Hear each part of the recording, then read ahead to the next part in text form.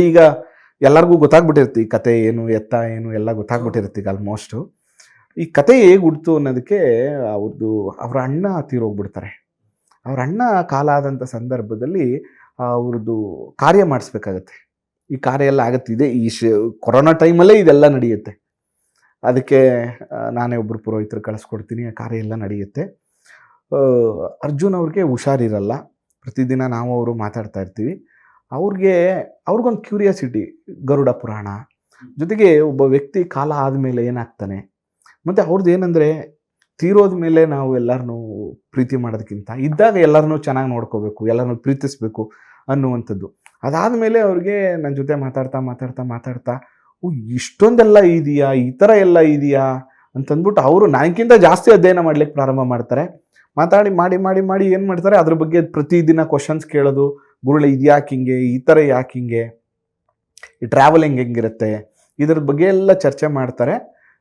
ಗಂಟೆ ಏನಕ್ಕೆ ಕೇಳ್ತಾರೆ ಇವರು ಇಷ್ಟೊಂದು. ನನಗೇನು ಖುಷಿ ಏನಂದ್ರೆ, ಒಬ್ರು ಮ್ಯೂಸಿಷಿಯನ್ ಆಗಿ ಇಷ್ಟೊಂದೆಲ್ಲ ನನಗೂ ಖುಷಿ. ಕೊರೋನಾ ಟೈಮಲ್ಲಿ ನಿಮಗೂ ಗೊತ್ತು, ಎಲ್ಲ ಮನೇಲೇ ಇರ್ತಾ ಇದ್ವಿ, ರಾತ್ರಿ ಎಲ್ಲ ಮಾತಾಡ್ತಾ ಇದ್ವಿ. ಒಂದಿನ ಫೋನ್ ಮಾಡ್ತಾರೆ, ಗುರುಗಳೇ ಇದನ್ನ ನಾನು ಕತೆ ಮಾಡ್ತಾ ಇದ್ದೀನಿ, ಸಿನಿಮಾ ಮಾಡ್ತಾ ಇದ್ದೀರಾ ಅಂತ. ನನಗೆ ಫುಲ್ ಶಾಕ್.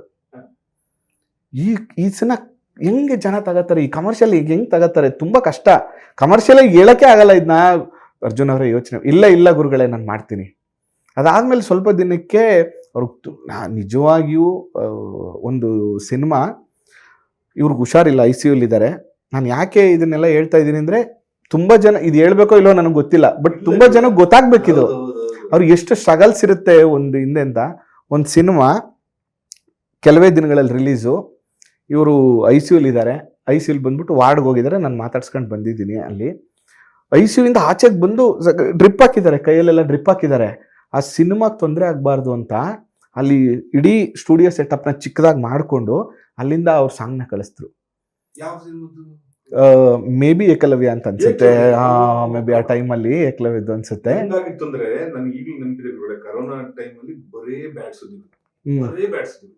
ಅವರು ಇಲ್ಲಿರೋ ಈ ಹೆಬ್ಬಾಳದಲ್ಲಿ ಇಲ್ಲದೆ ಇರೋ ಕಾರಣ ಅವರು ಮೈಸೂರಲ್ಲಿ ಹೌದೌದು ಮ್ಯೂಸಿಕ್ಗೋಸ್ಕರ ಅಲ್ಲಿ ಪೀಸ್ಗೋಸ್ಕರ ಇದ್ದಾರೆ ಅಂತ ನಮ್ಗೆ ಗೊತ್ತಿತ್ತು.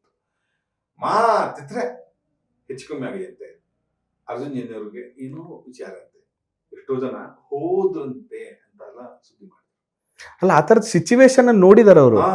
ಆ ಥರ ಸಿಚುವೇಶನ್ಸ್ ಎಲ್ಲ ಅವರು ನಿಜವಾಗಿಯೂ ನನಗೆ ಗೊತ್ತಿಲ್ಲ. As A Guru